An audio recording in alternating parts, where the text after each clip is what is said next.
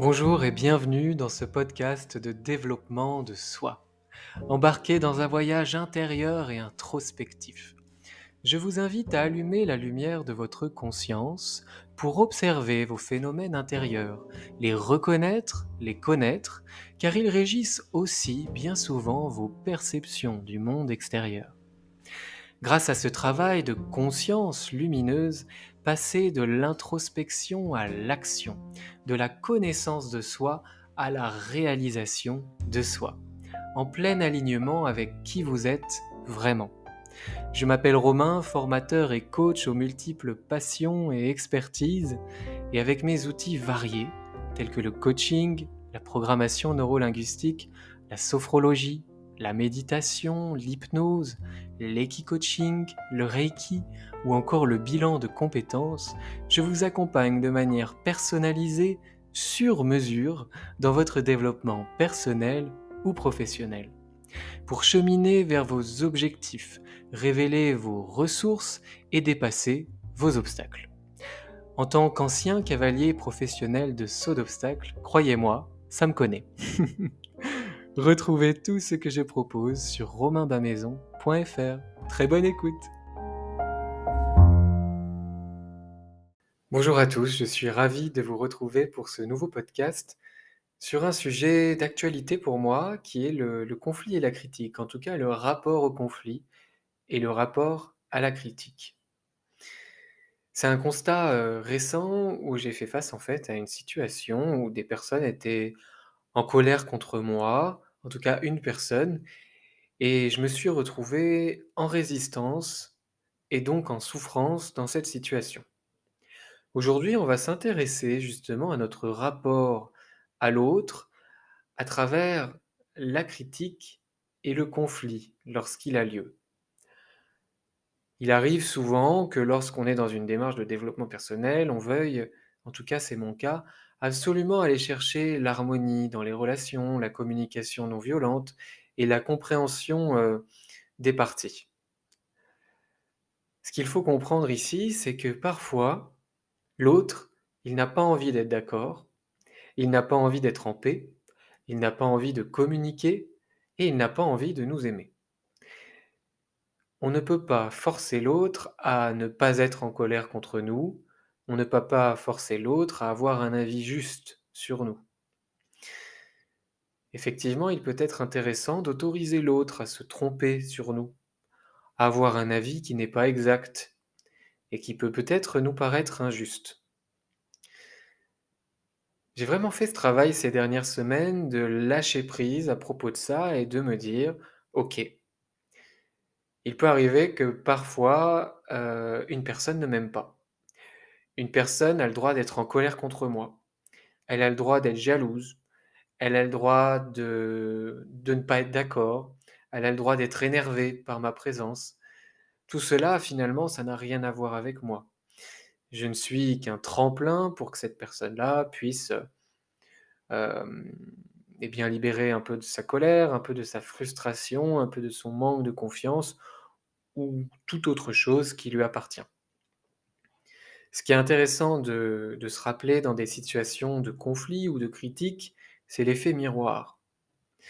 Prendre conscience que ce que l'autre trouve agaçant chez moi, ce qui le met en conflit ou ce qui le pousse à me critiquer, n'est en fait qu'un versant de sa propre personnalité, soit quelque chose qui fait partie de lui et qu'il n'accepte pas, soit quelque chose qui est en lui et qu'il ne s'autorise pas à exprimer, à incarner.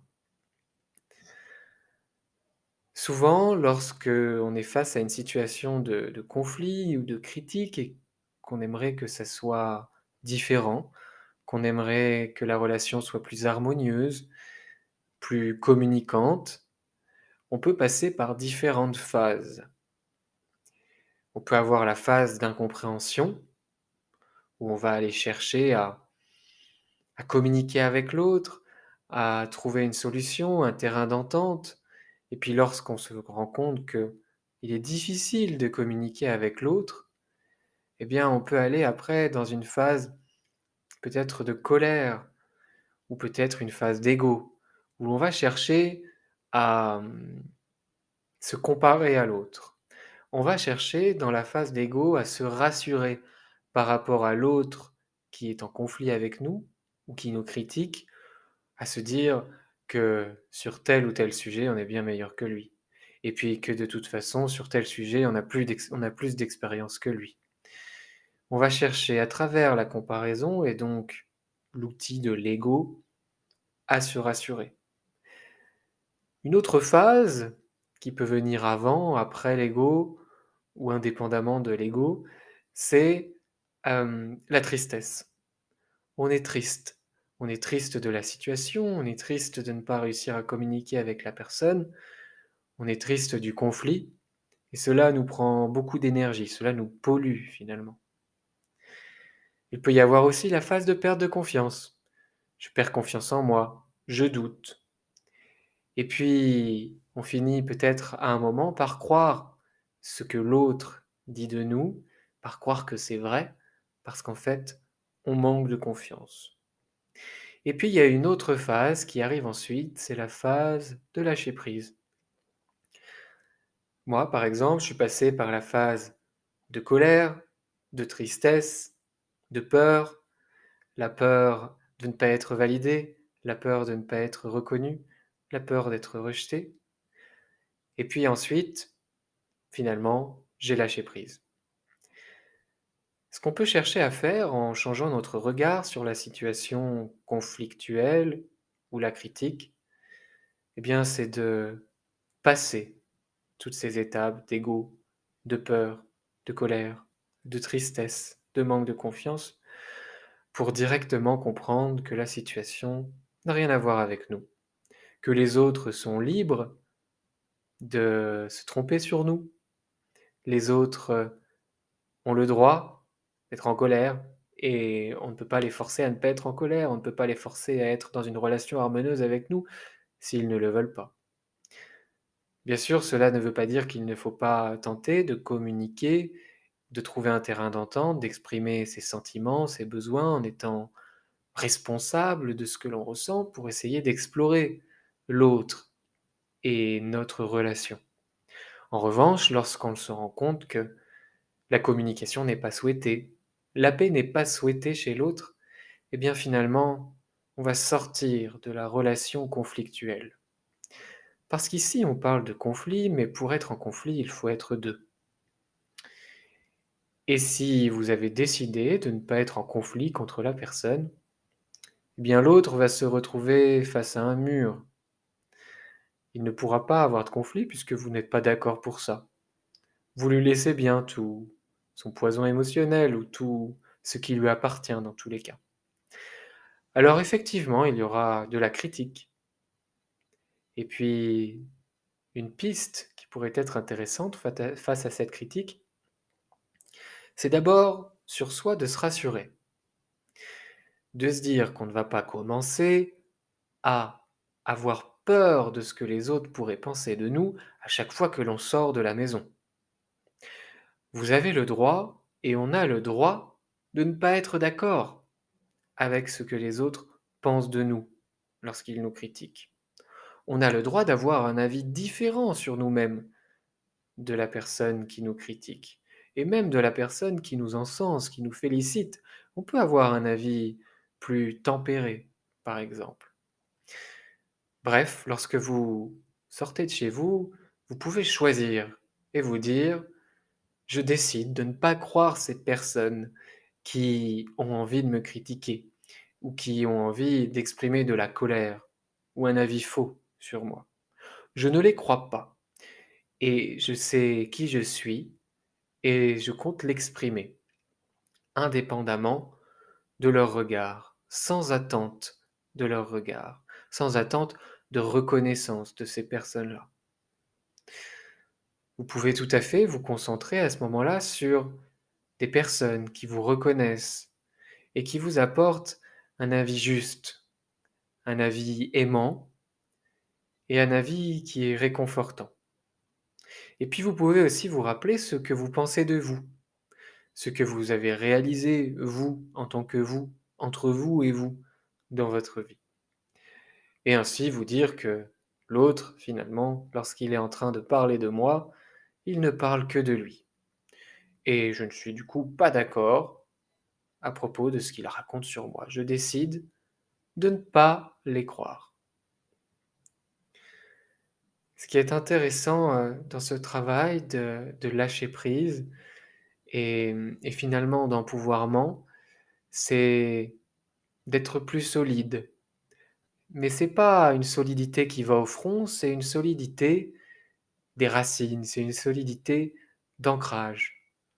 De se dire, je sais un peu plus qui je suis que cette personne, et je décide de ne pas la croire. Je décide de poursuivre mes rêves, de continuer dans mes projets, et d'incarner, de défendre les valeurs qui me semblent justes, ma vision, qu'elle soit professionnelle ou personnelle. C'est moi qui décide. Parce que si on commence, lorsqu'on est, et on l'est beaucoup, en manque de confiance en nous à certains moments, si on commence à croire tout ce que les autres disent de nous, eh bien c'est un frein énorme à notre développement.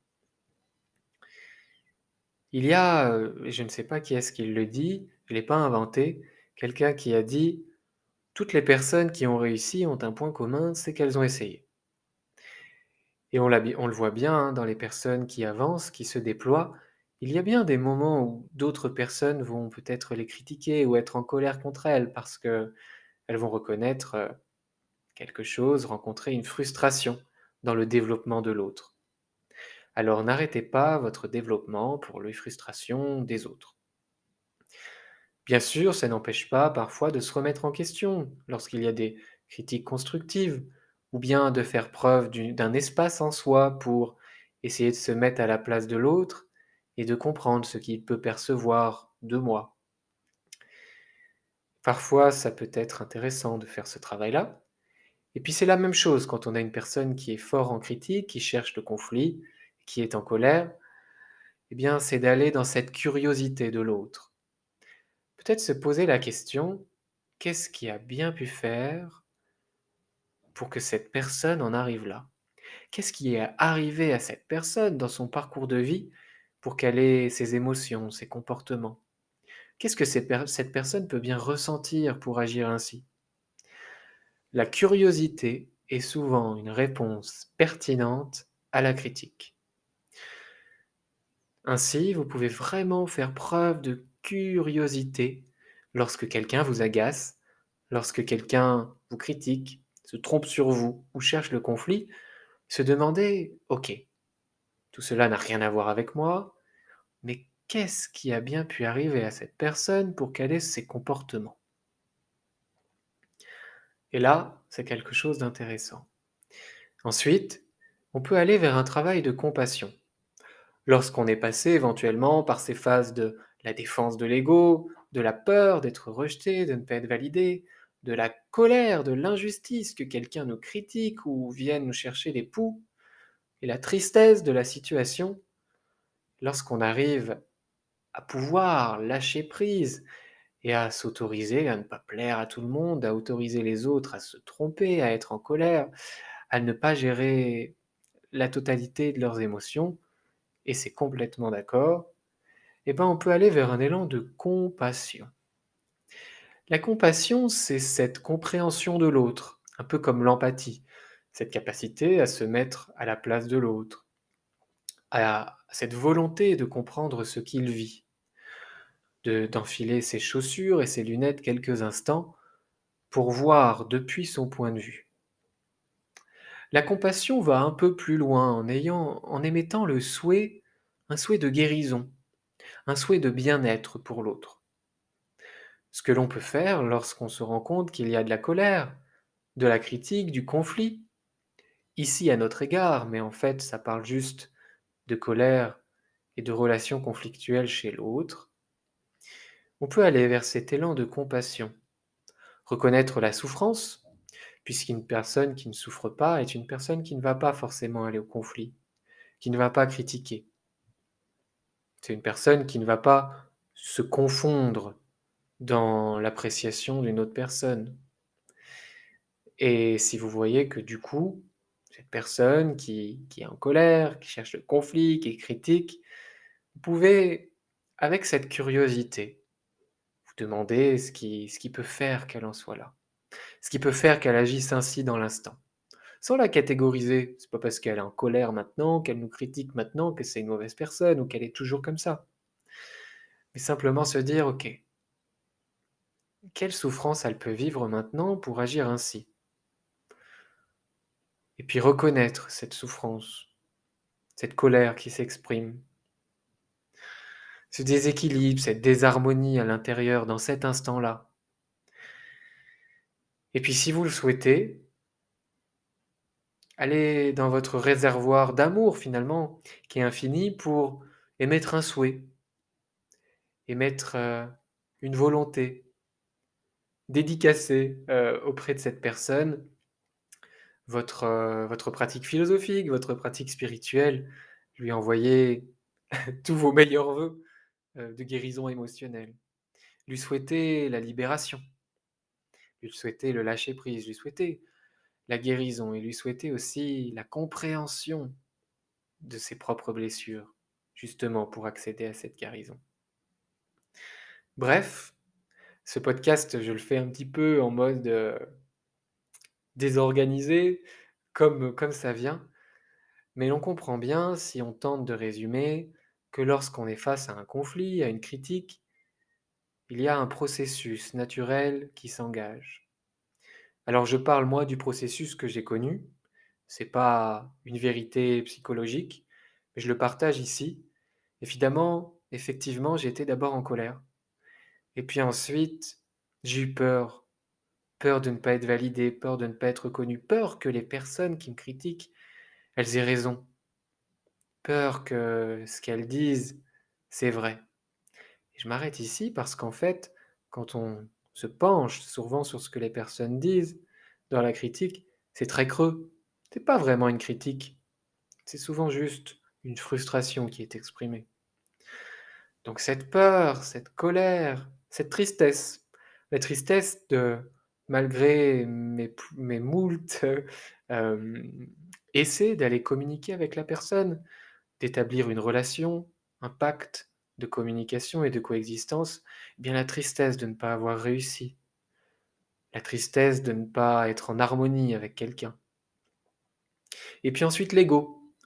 J'ai été en colère, j'ai été triste, j'ai eu peur, et puis l'ego, qui essaie de redonner confiance. À un moment donné, ça peut servir de dire non mais cette personne-là, pour qui elle se prend, elle est moins bien que moi, elle a fait moins de choses que moi, etc., etc.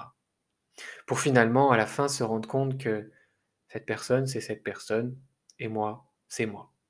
Et là, je lâche prise, et j'autorise, dans la situation, cette personne à s'exprimer, à se comporter ainsi. Je ne suis pas maître des personnes qui m'entourent. Je ne peux pas maîtriser leur comportement. Je ne peux pas maîtriser leur interprétation. Je ne peux pas maîtriser leurs émotions. Alors qu'est-ce qu'il me reste à faire? À me recentrer sur moi, à me remplir de confiance, d'amour-propre, de compassion, d'autocompassion, pour pouvoir ensuite, eh bien, même si la personne est en colère, même si elle me critique, par ma clairvoyance, en reconnaissant qu'il y a ici de la souffrance, un déséquilibre quelque part, et de la désharmonie, je ne sais pas si ça se dit, eh bien pouvoir avoir cet élan d'empathie et de compassion. Souhaiter fermement continuer d'incarner qui l'on est dans la situation, défendre, sans conflit, ses valeurs, sa vision et la manière dont on a envie d'être, tout en souhaitant à l'autre personne d'aller elle aussi vers cette clairvoyance, vers cette conscience et vers cette paix intérieure. Bien sûr, nous, on ne la vit pas toujours de manière stable, tous les jours de la vie, toutes les minutes de chaque journée. Mais lorsqu'on a cette volonté de trouver l'équilibre, de comprendre ce qui se passe et de lâcher prise, justement par cette compréhension, eh bien on peut aller d'un élan de compassion vers l'autre. En fait, vous ne serez plus en conflit. Vous serez en harmonie à l'intérieur face à une personne qui est en conflit, pour laquelle vous aurez de la compassion et vous espérerez de tout cœur qu'elle trouve bah, le chemin, la réponse, la guérison, la compréhension, la maturité. Peu importe le mot plus ou moins spirituel qu'on met derrière, c'est de la compassion. C'est tout pour ce podcast. J'espère que ça vous aura été utile.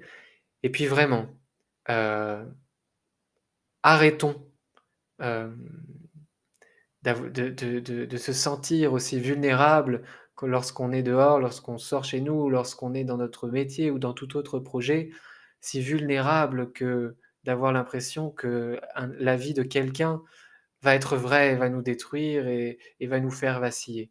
Arrêtons de croire ce que pensent les autres.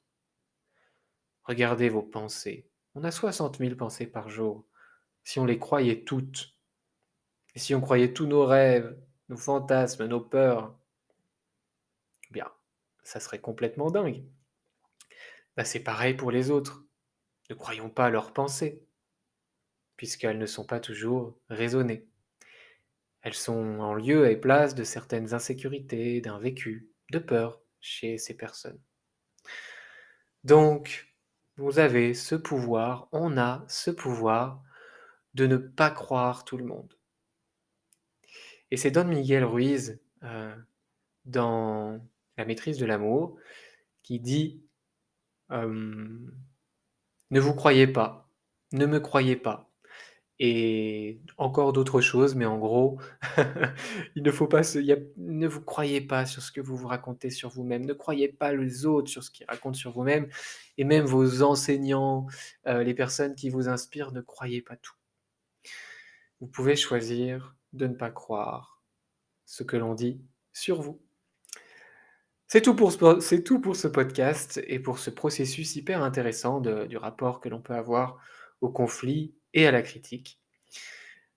Je vous invite, ben voilà, à lâcher prise et à accepter que des personnes puissent être en colère et puissent ne pas vouloir une communication harmonieuse.